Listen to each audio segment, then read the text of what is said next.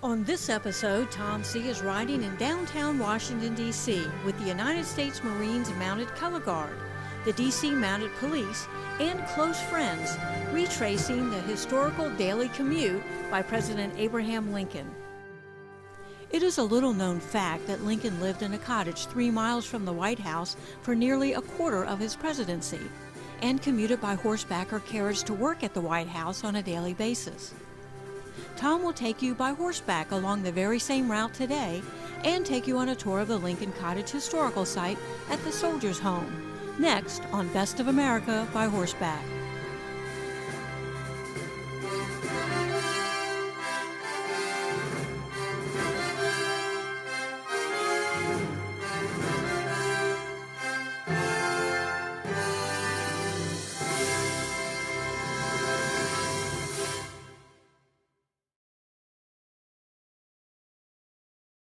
You know, we often ride in a lot of great places out west, beautiful locations, great landscapes, great scenery, and a lot of those places are very historic. We don't often think of going into a city or an urban area as part of real history with horses. The ride from Lincoln's Cottage to the White House is an exception to that. I didn't know that the president, for a greater part of his presidency, commuted by horseback from the Lincoln Cottage to the White House. Apparently, Mrs. Lincoln didn't like the smell of the Potomac River, as it was a swamp area then, and so they stayed at a cottage just north of Washington, perhaps 3 miles, and he rode his horse to work every day, horseback commute. When Tom learned this little-known bit of history, he wanted to share it with his viewers. Working several months with all the different government agencies involved, he pulled it all together, set a date, and invited the United States Marines Mounted Color Guard unit and a few close friends to ride with him. They were escorted from the Lincoln Cottage through the streets of Washington, D.C. to the White House by Robin, the only female officer in the D.C. Mounted Police unit.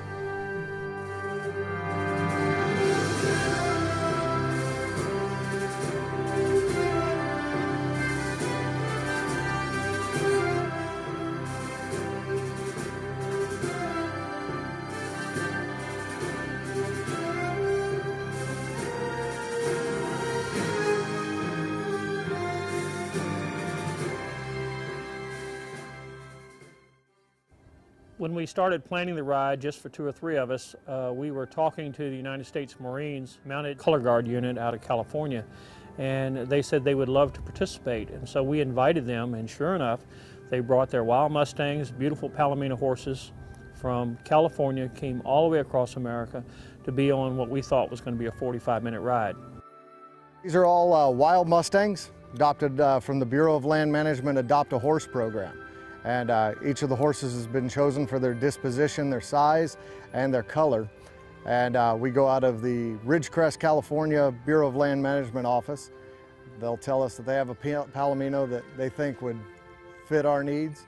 And once we've picked them out and looked at them, they then send them to the Northern Nevada Correctional Facility for the prison program to gentle the horses for us.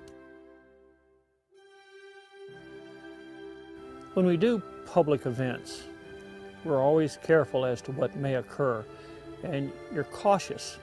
And as we began the ride, I thought it would be appropriate, as on all of our major events, that we have a prayer. It just so happened that the pastor for the Soldiers' Home was there, and so I asked him if he would consider giving a prayer for these riders.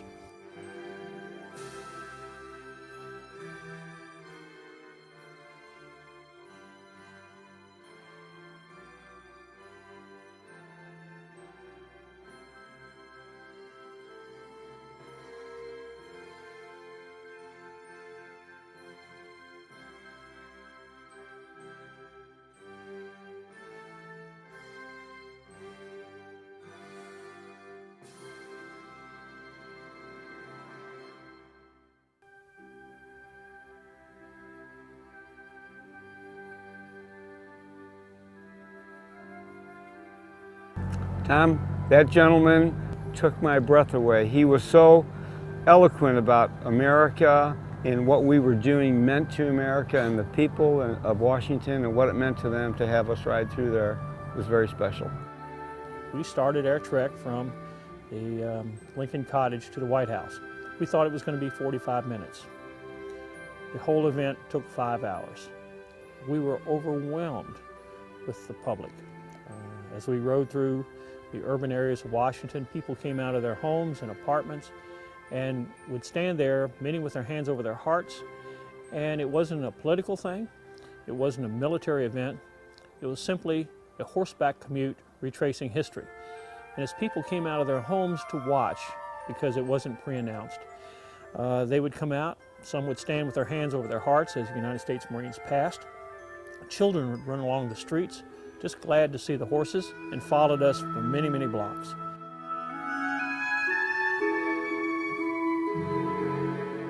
My friend Jack Peacock with Stagecoach West was a United States Marine, and so it was natural to invite Jack to ride with us, and he was glad to do so. Bob Vance had ridden with us from Mexico to Canada. He is a great historian, particularly with the Civil War, so it was natural to invite Bob. The other person I thought I would invite would be Jim Shellhorse. Jim is a retired police officer from Fredericksburg, Virginia, and he rides horses, has ridden with us before when we were in Savannah, Georgia. Caitlin and Christine Blanc have pretty much grown up with us, and they do a lot of commercials on Best of America by Horseback, and so we asked them if they would like to ride, and they jumped at the opportunity.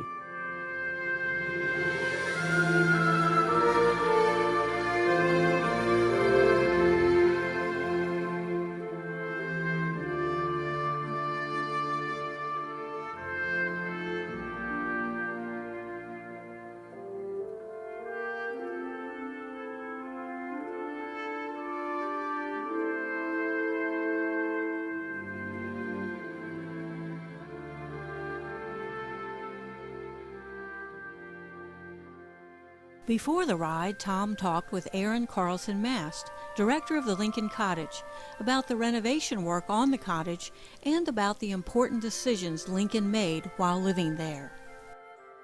We have only been open to the public for about 2.5 years, so up until that point, President Lincoln's Cottage wasn't a place where people could come and visit, and as a result, I think it faded from popular memory. But this is where Lincoln lived for a quarter of his presidency. He developed the Emancipation Proclamation while he was living here. He made critical decisions about the Civil War while in residence here at this cottage, at the Soldiers' Home. And it's wonderful that we're open to the public now. What we're trying to do is really raise awareness about the site so people know they can come and visit it. Lincoln's horse's name was Old Bob, and Lincoln had great affection for his horses. In fact, as he rode one day from the cottage to the White House, there was an assassination attempt. The bullet went right through his hat. He made sure that no one told Mrs. Lincoln, and it was almost a moment that was lost in history. But you think about it, it could have been a significant change in our history. As we went into the Lincoln Cottage itself, and it's not a small building, it's a 2-story building, I didn't know that this is where the Emancipation Proclamation was written. I didn't know that this is where some of the major decisions of the Civil War that changed the course of our country and our future were on these grounds. And when you go into the room where his office was, the library, if you look closely, you can see where the shelves were on the wall. You can sit there at the table and realize this is where history happened. I didn't know if it was just me that was feeling the history there around us. So as I interviewed, I thought I would ask the question about how they feel when they're there. And this is what she said. Tell me, with your passion for history, where your favorite spot is, where you like to be, and what you think about. For me, it would have to be the library in the cottage. Lincoln is a voracious reader, largely self-taught. And to think about the ideas that he was developing while he was living here, Lincoln scholar Alan Gelzo calls this place the cradle of emancipation. And to me, those are some really powerful words. And Lincoln's thinking through some of the most difficult decisions of his lifetime while he's living here and making policy that changed the course of American history. And for me, the library is very evocative of that. President Abraham Lincoln issued the Emancipation Proclamation on January 1, 1863, as the nation approached its third year of civil war. The proclamation declared, quote, that all persons held as slaves within the rebellious states are, and henceforward, shall be free. You're watching the retracing of President Lincoln's historic daily ride from the Lincoln Cottage to the White House. Tom and the riders arrive at the White House when Best of America by Horseback continues. Best of America by Horseback continues Tom's ride, retracing the daily horseback commute by President Lincoln from his home in Northwest Washington at the Soldiers' Home to the White House. As we watch the riders progress through the streets of downtown Washington along Lincoln's route to the White House, Tom continues his conversation with Aaron Mast, the director of the Lincoln Cottage. Do you have a favorite Lincoln story?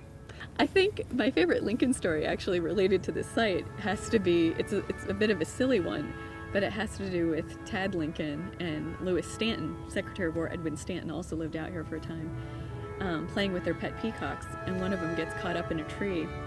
And as they recollect, Lincoln and Stanton climb up that tree to free the peacocks. And to me, that's just, it offers a wonderful lighter side of the Lincoln story. And then that coupled with, you know, when Confederate General Jubal Early attacked Washington, D.C. at Fort Stevens, which is just a mile and a half away, Lincoln and his family are evacuated from the Soldiers' Home to the White House because the White House was deemed safer than the Soldiers' Home.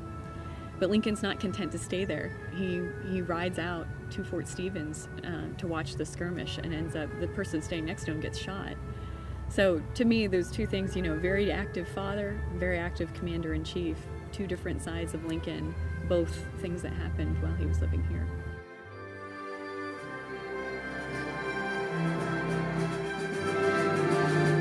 To ride in that historic setting from Lincoln's summer home through the streets of Washington to the White House, see the people, sense the history of that location was just incredible. It's pretty inspiring.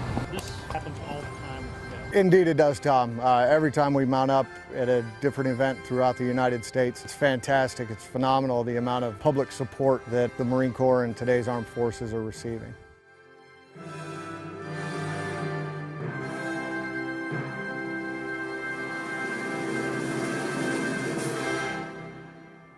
As we did the ride, we came in front of the White House and we circled with the cameras in front and the horses in back, the White House in back, and we were going to shoot the segment that we were going to do for this show. Didn't quite work out that way as the public just came forth and wanted to see the horses, see the riders, and it was just a great event. One of the most moving things was a lady walked up and said how much she admired this and how much she appreciated it because her husband had been a United States Marine. And I thought that perhaps he had passed. And in our conversation, she said, no, he's over in a wheelchair. And I said, can you bring him up? And so they cleared the way, brought him up, and placed him in front of the United States Marines. And it was an incredible sight. Once you're a United States Marine, you're always a United States Marine.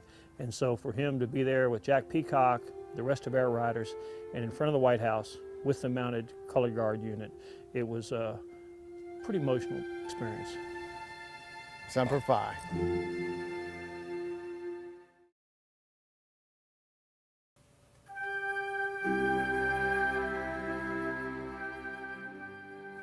We made a new friend in Washington, D.C. Robin is an inspirational person.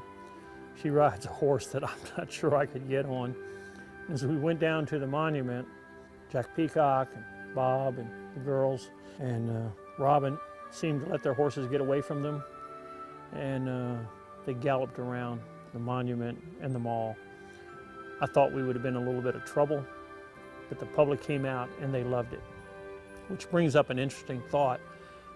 As we did this, again, totally unrehearsed, one-shot deal, I had no idea that this was one of the few times one of the police officers told me that they had been in Washington at an event where no one taunted no one heckled, no one protested. It was just a non-political, great opportunity to be there, mingle with people, and ride the horses. And as I rode through Washington, I tried to absorb the moment, realizing that maybe I'd never be able to come back here again, so I wanted to remember every bit of it. And as I rode to the White House, I thought about the Kennedy administration with Caroline had her pony in front of the White House. I thought about when Kennedy was assassinated and the horses came there to the White House, but I'm not sure I know of any other occasion when horses have been at the White House. They probably have, but I didn't know whether it was or not. And so to be there in this historic place on horseback with dear friends, retracing history, was something that has more meaning to me every day now that we have finished that ride. There's a whole lot being said about this old country in which we live. The way I see it, she still has a whole lot to give.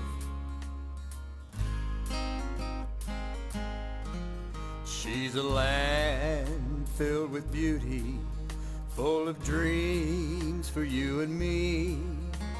A land of our heroes who've kept our liberty. There's a banner flying o'er her, made of colors that don't run. You'll see her raised each morning, the rising of the sun. Hear her people stand together as one nation under God. We'll fight for right with all our might to protect her fertile soil.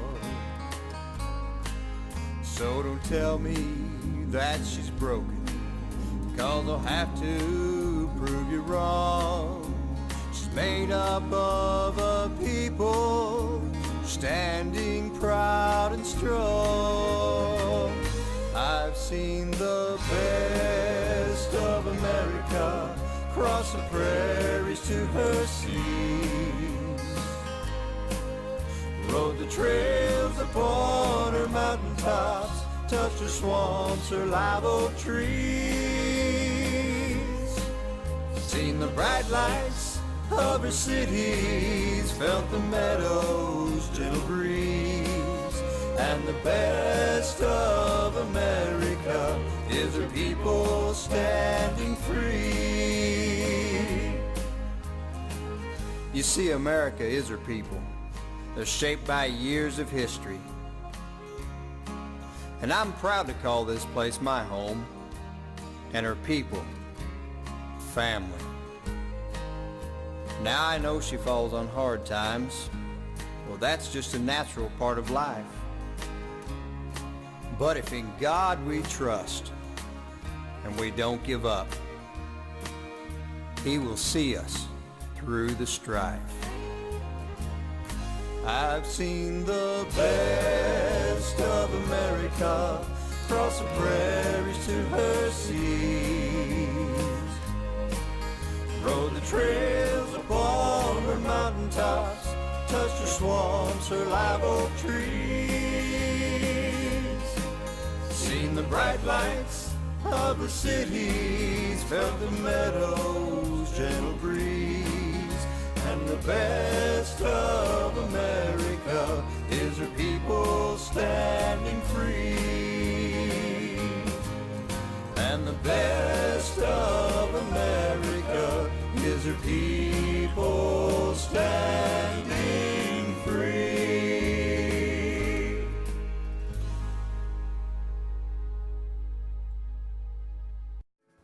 This was an unusual segment for Best of America by Horseback here on RFD-TV, but it sure did have a lot of meaning for us, everybody involved, and I hope it has a great deal of meaning to you.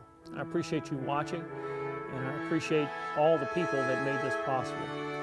We hope you'll watch future segments as we travel around the country, seeing the greatest places to ride, and maybe we'll just involve a little bit more history of horses in this great country.